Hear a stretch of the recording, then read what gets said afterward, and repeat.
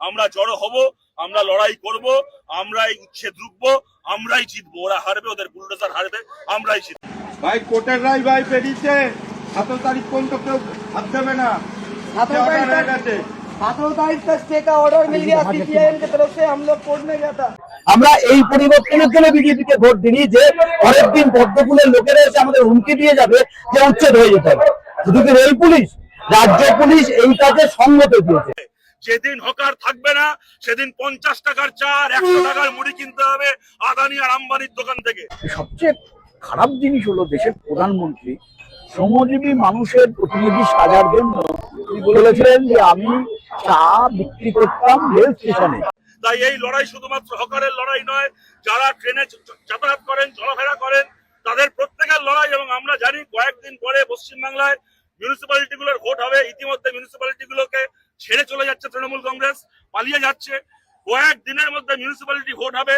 আজকে এই আক্রমণ বিশেষভাবে রেল হকারদের উপর নেমে এসছে, কিন্তু যারা রাস্তায় ফুটপাতে যারা হকারি করেন তারাও এই আক্রমণ থেকে বাঁচবে। উন্নয়ন হয়েছে, সেই মানুষগুলো পুনর্বাসন হয়েছে। একটা লোককে দেখাতে পারবেন না যে মানুষটা ওখান থেকে উচ্ছেদ হয়েছে, যে লোকটা বলছে যে বামফ্রন্ট সরকার আমার পুনর্বাসন করেনি। আজকে তো আমরা রেলের কাছে তাই বলছি, আগে পুনর্বাসন দাও। और कोर्ट में 17 तारीख तक हम लोगों को स्टे ऑर्डर दिया है। फिर 17 से लड़ाई शुरू होगा। वो लोग तो कहा था 13 तारीख के बाद वो लोग घर भरने आएगा, पुलिस लोग, रेल का लोग। लेकिन 17 तारीख तक वो हमारा कोर्ट ने स्टे दे दिया। ठीक है, सीपीआईएम की तरफ से हम लोग गया था। अब डरिए मत, ठीक है, हम लोग हैं आपके साथ। রেলের জমি নয়। আচ্ছা, রেল ভুল ব্যাখ্যা করছে। বিরোধী ছিল শুভেন্দু অধিকারী, তখন উনি বলেছিলেন আমরা যারা বিজেপি করি আমরা মনে করি মমতা ব্যানার্জি যে কাজ করছে আমরা সমর্থন করি না এবং হকারদের এইভাবে নির্বিচারে উচ্ছেদ করা যাবে না। তাহলে এক মাসের মধ্যে যখনই তিনি শাসক হয়ে গেল তার আসন খুলে গেল। আমি আপনাদের কর্মীদের নেতাদের কাছে বারবার এই প্রশ্ন করি, আপনার কাছেও জানতে চাইবো, অপারেশন সানশাইন আপনারা তো কলকাতা শহরের সৌন্দর্যের জন্য রাস্তা ফাঁকা করার জন্য অপারেশন এটা এখন প্রচার হচ্ছে যে অপারেশন সানশাইন বামপন্থীরা করেছে, বামপন্থের সরকার করেছে।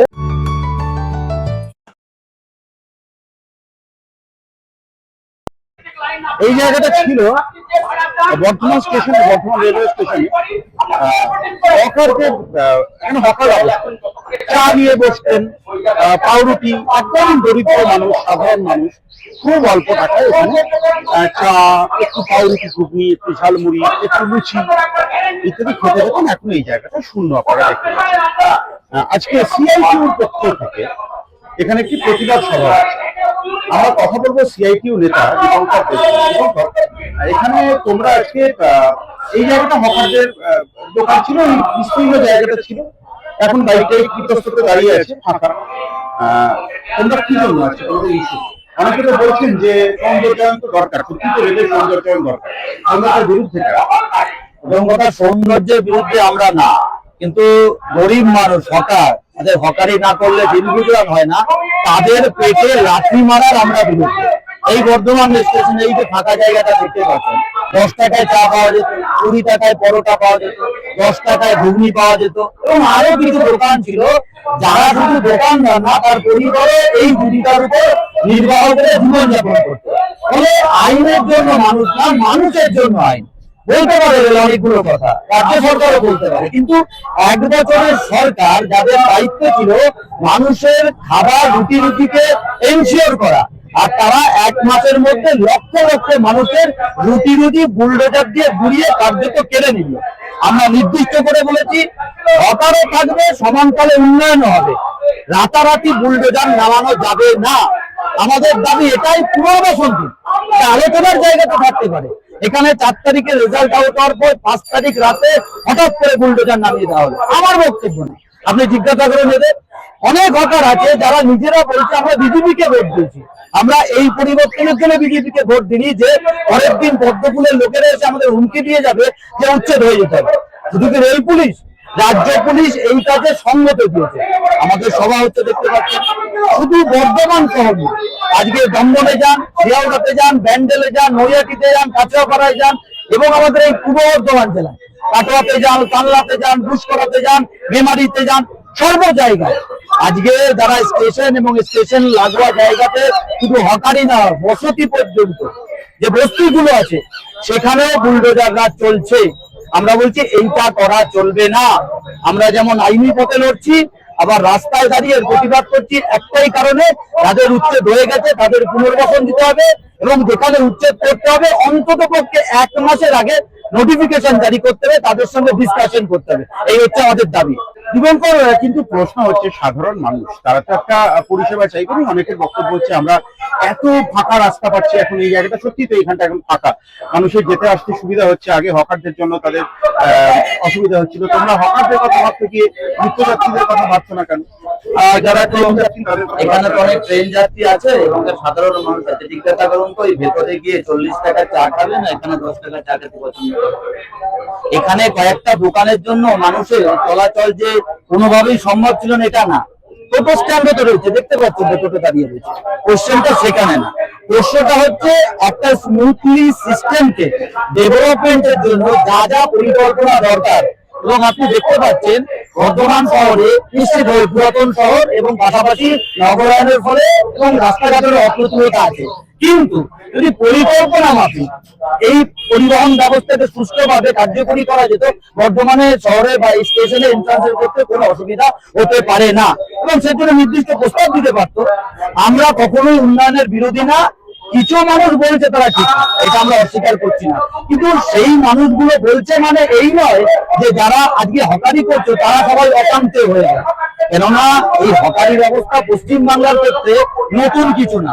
ওপারের উদ্বাস্ত ছিন্নমূল মানুষ এবং আমাদের দেশে যখন রেল ব্যবস্থাও প্রবর্তন 1853 তারপর থেকে এবং বাংলার ইতিহাসে ট্র্যাডিশনালি আমরা দেখেছি ছিন্নমূল মানুষ যে সমস্ত জায়গাতে রেল হতে পারে বা অন্যান্য জায়গা যেখানে পাশাপাশি বসতি তৈরি করেছে এবং তারা পাশাপাশি সেখানে হকারির পেশা বেছে নিয়েছে। শুধু তো পশ্চিমবাংলায় না, ইউপিতে হকার নেই, মধ্যপ্রদেশে হকার নেই, রাজস্থানে হকার নেই, ঝাড়খণ্ডে হকার নেই, উড়িষ্যায় হকার নেই, হকার আছে। ফলে এদেরকে সম্মান দিতে হবে, রুটি রুজিও বাঁচবে, সমান তালে উন্নয়ন চলবে। দিবঙ্কর, তোমাদের এই অপারেশন তো করছে রেল, কিন্তু তোমাদের আক্রমণের সূচিমুখটা কোথাও গিয়ে আমরা দেখতে পাচ্ছি রাজ্য সরকারের প্রতিও তোমরা একটা আক্রমণ তোমরা শোনাচ্ছ। এর কারণটা কি? রাজ্য সরকারের এখানে কি করণীয়? এই গোটা অপারেশন তো করছে রেল। শুভেন্দু অধিকারীর আমি 1.5 মাস আগের স্টেটমেন্ট সোশ্যাল মিডিয়ায় ঘুরছে, এবিপি আনন্দে আর্কাইভে গেলে দেখতে পারেন।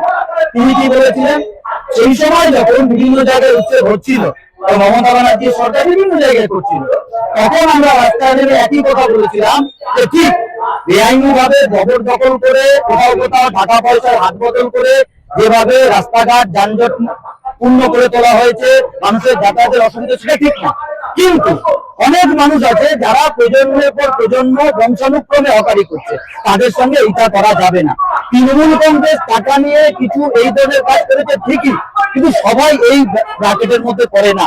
এবং তখনও বিরোধী ছিল শুভেন্দু অধিকারী, তখন উনি বলেছিলেন আমরা যারা বিজেপি করি আমরা মনে করি মমতা ব্যানার্জি যে কাজ করছে আমরা সমর্থন করি না এবং হকারদের এইভাবে নির্বিচারে উচ্ছেদ করা যাবে না। তাহলে 1 মাসের মধ্যে যখনই তিনি শাসক হয়ে গেল তার আসল মুখ খুলে গেল, বোঝা গেল যে তিনি মুখে তখন যা বলেছিলেন সেটা সঠিক না। আজকে কোর্ট বলছে একদিন অপেক্ষা করুন, হিয়ারিং এর নোটিশ আছে পরের দিন যাদবপুরে, আগের দিন তড়িঘড়ি রাজ্য পুলিশকে সঙ্গে দিয়ে কেন যাদবপুর স্টেশনে হকার উচ্ছেদ করতে আসলো? মার খেয়েছে তো অনেক নেতা, আমাদের সুজন চক্রবর্তীর মতো নেতারা মার খেয়েছে, রক্তাক্ত হয়েছে, আহত হয়েছে, সাংস্কৃতিক কর্মী আন্দোলন নেতারা আক্রান্ত হয়েছে, সৃজন আক্রান্ত হয়েছে। প্রশ্নটা হচ্ছে এইটাই যে আমরা যখন শাসক থাকবো না তখন আমরা মানুষের কথা বলবো, শাসক হয়ে গেলে মানুষের অতিরুদ্ধি করবো। এই ভাওতাবাজি, এই নেকি দরদি নিয়ে বামপন্থীরা রাজনীতি করে। আজকে আমাদের দেখুন সভা হচ্ছে, যারা আছে অসংখ্য হকার আছে, বর্ধমান স্টেশনে হকারি করে, শক্তিগড়ে হকারি করে, মেমারিতে হকারি করে, তাদের তো একটাই দাবি যে আমরা রেলের নিয়ম কানুন মেনেই আমরা হকারি করবো। কিন্তু আমাদের এবং রানিং হকারদের উপর অত্যাচার আপনি জানেন, যখন ইচ্ছে খুশি একদম বগি থেকে নামিয়ে আরপিএফ অফিসে জমায়েত করে, তাদেরকে বলে এদের বন্দি করে রাখবে, আটক করে রাখবে ঘন্টার পর ঘন্টা। কিছু কিছু জায়গায় টাকা আদায় করবে, তাদের জামিন দেবে না, তাদের মালপত্র কেড়ে নেওয়া হবে। এই যে অত্যাচার গুলো চলে না, একজন হকারের যা রোজ নামটা, একজন হকার হলে শুধুমাত্র সমব্যথী হওয়া যায় ঠিকই, যেমন পাশাপাশি এদের সঙ্গে মিশলে এই বিষয়গুলো জানা যায়, এগুলো বিজেপির নেতারা জানে না। এবং আমার একেবারে শেষ প্রশ্ন, তোমরা যে আজকে হকারদের প্রতি তোমরা অবশ্যই সমব্যথী সমদরদী, তোমাদের অভিযোগ উঠে এসে তোমরা অপারেশন সানশাইন করেছো, তোমরা গড়িয়াহাট থেকে নির্বিচারে হকার উচ্ছেদ করে দিয়েছো, তখন তোমরা শাসক ছিলে, আজকে তোমরা বিরোধী। এটা টোটালি একটা মিথ্যে প্রচার। অরিজিনাল ব্যাপার হচ্ছে এইটাই, বামেদের হকার উচ্ছেদ হচ্ছে হকার পুনর্বাসন, উচ্ছেদ না। এই যে অপারেশন সানশাইনের কথা বললেন না, সেটা বুলডোজার রান্না। এই বড় বাজারের কথা বললেন, আপনি গড়িয়ার কথা বললেন, যাদবপুরের বিস্তীর্ণ এলাকার কথা বললেন, আপনি কামারহাটির কথা বললেন, প্রত্যেকটা জায়গায় একটা জায়গাতে আপনি দেখাতে পারবেন যে হাউমাউ করে মহিলারা রাতের অন্ধকারে কাটছে, বুলডোজার নামাতে দেবো না?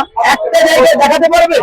তো সবে মাত্র দোকানের মালপত্র গুছিয়ে আগামীকাল আবার ব্যবসা করবে বলে রেডি হচ্ছে, তখন বুলডোজার নেমে গেল। একটা জায়গায় দেখাতে পারবেন যে দিনের আলোতে বামপন্থীরা মানুষের মতামত নিয়ে উচ্ছেদ করে পুনর্বাসন দিয়েছিল, এদের জন্য রাতের বেলায় বুলডোজার নামাতে হলো? আসলে উদ্দেশ্যের মধ্যে কার্যত নেগেটিভিটি আছে, এবং উদ্দেশ্যটাই কার্যত এক পেশে উচ্ছেদ করা, পুনর্বাসন দেওয়া না। বর্তমান হতো হকার্স মার্কেট কারা করেছে দেখুন তো আপনি। আজকে কোর্ট চত্বরে দেওয়া হয়েছিল সন্ধ্যার জন্য বিউটিফিকেশনের, কি হয়ে রয়েছে? মানুষগুলোর প্রচুর বিকল্প ব্যবস্থা করেছে। আজকে আপনি গোটা বিশ্বে দেখুন যখন উচ্ছেদ হয়েছিল, পুনর্বাসনের জন্য একমাত্র সিআই ছিল, তাদের পুনর্বাসন হয়েছে। ফলে এই ধরনের মিথ্যাচার সোশ্যাল মিডিয়ায় ভাসিয়ে দিয়ে বামপন্থীদের নবায়ন করার চেষ্টা করে একটা অংশ, কিন্তু সেখানকার মানুষ জানে যে অপারেশন সানশাইন না, আমরা গরিব হকারদের জীবনে সানশাইন আনার জন্য তাদের বিকল্প পুনর্বাসন ব্যবস্থা করেছিলাম। তাই আমাদেরকে অসুবিধা এখন হকাররা আমাদের সাথে আছে। আমরা কথা বলবো প্রাক্তন সাংসদ এবং সিআইটিউ নেতা অলোকেশ দাসের সঙ্গে। এখন আলোচনার কেন্দ্রবিন্দুতে চা।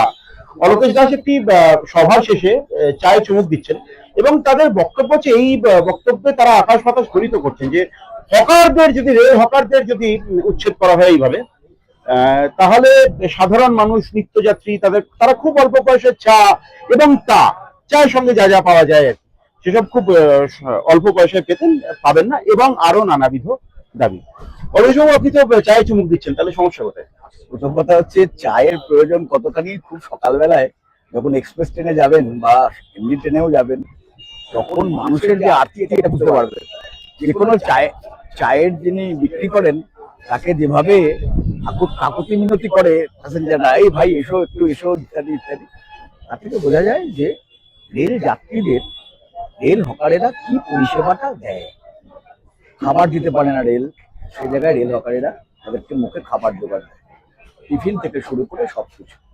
আর আইআরসিটিসি মানে যে কি বিভীষিকা, মানে রেলের খাবার মানে যে কি বিভীষিকা, এটা প্যাসেঞ্জাররাই এখন বলে। এক, দুই হলো সবচেয়ে খারাপ জিনিস হলো দেশের প্রধানমন্ত্রী শ্রমজীবী মানুষের প্রতিনিধি সাজার জন্য তিনি বলেছিলেন যে আমি চা বিক্রি করতাম রেল স্টেশনে। সবচেয়ে বড় মিথ্যা কথা না কি কথা সেটা পরে প্রমাণ হবে। এইটা বুঝতে হবে আমাদের যে এই যে ঝালমুড়ি খাওয়াটা, শ্রমজীবী মানুষ সাজা, বাঙালির প্রিয় ঝালমুড়ি বলে নাটক করাটা, এটাও কিন্তু জনগণের কাছ থেকে ভোট নেওয়ার ষড়যন্ত্র। আর যদি সত্যি করেই ঝালমুড়িওয়ালারা এত তার প্রিয় হতো, তাহলে কিন্তু এখন যখন স্টেশন থেকে এই ঝালমুড়িওয়ালা গুলোকে অর্থপাঠ বিদায় করবার ষড়যন্ত্র করা হচ্ছে এভিকশনের নাম করে, তখন তিনি নিশ্চয়ই নীতি গ্রহণ করতেন বা তাদেরকে আটকাতেন। অভিনয়, আপনি তো সাংসদ ছিলেন এবং অত্যন্ত দীর্ঘদিনের রাজনীতিবিদ, আপনার কাছে একটা গঠনমূলক একটা আমি বক্তব্য চাইছি যে সত্যি তো রেলের জমি এনক্রোচ করে দীর্ঘদিন থাকবেন, রেল তো নিজের আয় বাড়াতে চাইবে, দেশের সৌন্দর্যায়নের প্রশ্ন আছে। হচ্ছে যে এটা রেলের জমি নয়। আচ্ছা, রেল ভুল ব্যাখ্যা করছে। রেল যখন কোম্পানি হলো তখন ইস্ট ইন্ডিয়া কোম্পানি জনগণের কাছ থেকে জমিগুলো অধিগ্রহণ করেছিল এবং তার একটা বড় অংশ জোর করে রেলের হাতে সে কাগজপত্র নেই। ফলে সেই জন্য তখন জমি নেওয়ার কথা, শর্ত যদি কিছু থেকে থাকে, তার মূল কথা ছিল জনগণের পরিষেবা এবং রেলের উন্নয়ন। সেখানে কিন্তু লাভের ব্যাপার ছিল না। আর এখন এই যে রেল বস্তিগুলোকে ভেঙে দিয়ে ফাঁকা করছে, আমরা জিজ্ঞাসা করেছিলাম কি উন্নয়ন করতে চান? না, আমরা জমির ব্যাংক করতে চাই, এটা রেলমন্ত্রী দিয়ে পর্যন্ত বললেন। আজকে কেন তুমি ব্যাংক করতে চাইছো? কেরালা সিলিন্ডার দেখুন, হকার নেই কিন্তু এএফসি আছে, হকার নেই কিন্তু ওমমো আছে, হকার নেই নিয়মে আছে, হকার নেই মল আছে, হকার নেই ব্র্যান্ডেড দোকানগুলো সমস্ত আছে। ফলে ঝকঝকে চকচকে বড় লোকেদের জিনিসপত্র বিক্রি করার জায়গা তৈরি করে দেওয়া হয়েছে, গরিব যে হকার তাদের পেটে লাথি মেরে। কিন্তু যদি সৌন্দর্যায়ন হয়, যদি ব্র্যান্ডেড জিনিস আসে, মানুষের ক্রয় ক্ষমতা যদি থাকে, মানুষ সেখানে গিয়ে কিনবেন, সেক্ষেত্রে আপনাদের আপত্তি কোনোদিন কোথায়? দেখেছেন যে রেল হকারেরা গিয়ে ওই ব্র্যান্ডেড দোকানের সামনে গিয়ে বিক্ষোভ জানিয়েছে? বিক্ষোভ জানায়নি। তারা মনে করেছে যে এই সমাজে অসাম্য আছে, এই সমাজে বৈষম্য আছে, এই সমাজে বড় লোক আছে, এই সমাজে গরিব লোক আছে, তাহলে বড় লোকও থাকবে, গরিব লোকও থাকবে, তাহলে আমাদেরও স্টল থাকবে, ওদেরও ব্যবসা করার সুযোগ থাকুক। কিন্তু সেইটাকে রাখেনি, বরং গরিব লোককে একেবারে শেষ করে দেওয়ার পরিকল্পনা করে। আমার একেবারে শেষ প্রশ্ন, আমি আপনাদের কর্মীদের নেতাদের কাছে বারবার এই প্রশ্ন করি, আপনার কাছেও জানতে চাইবো। অপারেশন সানশাইন, আপনারা তো কলকাতা শহরের সৌন্দর্যের জন্য, রাস্তা ফাঁকা করার জন্য অপারেশন এটা এখন প্রচার হচ্ছে যে অপারেশন সানশাইন বামপন্থীরা করেছে, বামফ্রন্টের সরকার করেছে, এবং তখনও হকার উচ্ছেদ হয়েছে। এখন এদের হকার উচ্ছেদের ব্যাপারে কোনো কথা বলার অধিকার নেই, একদম বাজে কথা। তার কারণ হচ্ছে কসবা থেকে শুরু করে একবারে সব জায়গায় যেখানে ফ্লাইওভারের জন্য বা উন্নয়নের জন্য মানুষকে বলা হয়েছিল, আগে তাদের বিকল্পের ব্যবস্থা, বিকল্পের নিশানা করে দেওয়া হয়েছিল। বিকল্প দিয়ে তবে বলা হয়েছিল উন্নয়নের জন্য দয়া করে এই জায়গাটা ছেড়ে দিন।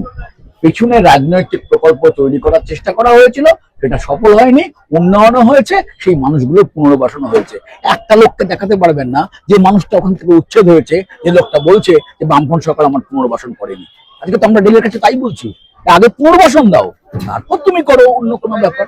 আমরা তো সবসময় উন্নয়নের কাছ থেকে সরে গেছি, ফলে সেই কারণে উন্নয়নের পক্ষে আমরা, উন্নয়নের জন্য রেল হকার সরে গেছে। কিন্তু যেখানে উন্নয়ন নেই সেখান থেকেও রেল হকারদের উচ্ছেদ করার পরিকল্পনা করা হলে, তাদের দুটি বুঝি শেষ করে দেওয়ার পরিকল্পনা করা হলে আমরা ছেড়ে কথা বলবো। আমরা এই মুহূর্তে পেয়ে গেছি সিআইটিইউ পূর্ব বর্ধমান জেলা কমিটির সম্পাদক তাপস চ্যাটার্জিকে। অবশ্য আপনাদের আগামী দিনের এই কথা তো সত্যি যে নির্বাচনের ফল ঘোষণার পর থেকে বামপন্থীদের মূল লক্ষ্যবস্তু এবং মূল প্রচারের হাতিয়ার হচ্ছে হকার উচ্ছেদের বিরোধিতা করা। আপনারা পথে নেমে বিরোধিতা করছেন, আগামী দিনে আপনাদের কর্মসূচি কিভাবে রূপায়ণ করবেন? আমাদের হকার উচ্ছেদটা হচ্ছে যে এখন তো সবচেয়ে অগ্রাধিকার, এই কারণে সরাসরি 1 লক্ষের বেশি পশ্চিমবাংলায় রেল হকার বা স্লিপ হকার এই সমস্যা আছে। এই বিপুল অংশের মানুষকে কর্মচ্যুত করলে একটা বিপুল বেকার বাহিনী তৈরি হবে। এই মানুষগুলো করবে, এবং এই প্রত্যেকটা মানুষের পেছনে আরো 4-5 জন এই পরিবারের লোকজন আছে। তাই স্বাভাবিকভাবে যদি বলা যায় প্রায় 5 লক্ষ মানুষ কম বেশি তাদের জীবন জীবিকায় টান পড়বে, আঘাত লাগবে, পড়াশোনার ক্ষতি হবে, বাচ্চাদের, বাড়ির লোকেদের ওষুধপত্র বা যে অন্যান্য ক্ষেত্রেও তাদের অসুবিধা হবে, বাজার সংকুচিত হবে। এই বিপুল পরিমাণ মানুষ যদি কর্মচ্যুত হবে, তাই স্বাভাবিকভাবে এটা আমাদের অগ্রাধিকার। এদের এভাবে উচ্ছেদ করতে দেওয়া যাবে না। এর জন্য যে লড়াই সর্বোচ্চ পর্যায় পর্যন্ত আমরা করব। দ্বিতীয় যে বিষয় সেটা হচ্ছে যে আমরা চাই যে সেন্ট্রাল গভর্নমেন্ট এখনই সমস্ত শ্রমিকদের অধিকার কেড়ে নেওয়ার জন্য শ্রম কোড করেছে, শ্রম আইন পরিবর্তন করেছে। 4টে শ্রম কোড করেছে, যার মধ্যে দিয়ে ন্যূনতম মজুরি আইন, ট্রেড ইউনিয়ন করার অধিকার, বার্গেনিং করার অধিকার, ছাঁটাই করে দিলে তাদের ধর্মঘট করার অধিকার, কোনো কিছু থাকবে। এই যে দমন পীড়ন করে শ্রমিকদের সমস্ত অধিকার কেড়ে নিচ্ছে, এবং এটা করছে পুঁজিপতিদের আরো বেশি মুনাফা, আরো বেশি লুট করতে দেওয়া। কারণ পুঁজিপতিরা ডিমান্ড করছে সহজে ব্যবসা করতে হবে, এই শ্রম দপ্তরই রাখা চলবে না। শ্রম দপ্তর থাকলে তারা শ্রমিকের স্বার্থ রক্ষা করবে।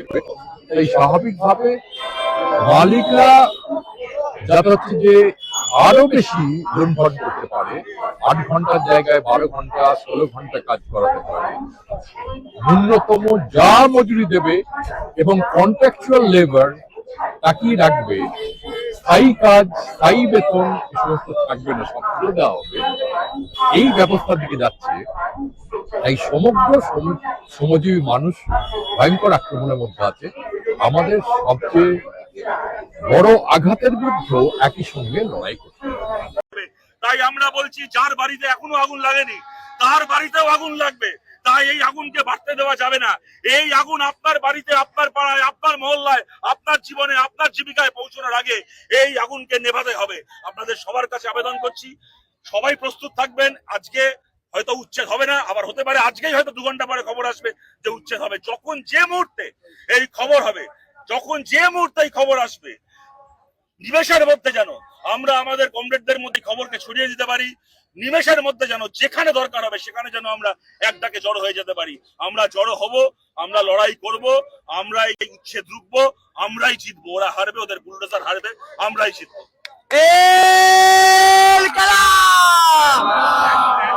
El que la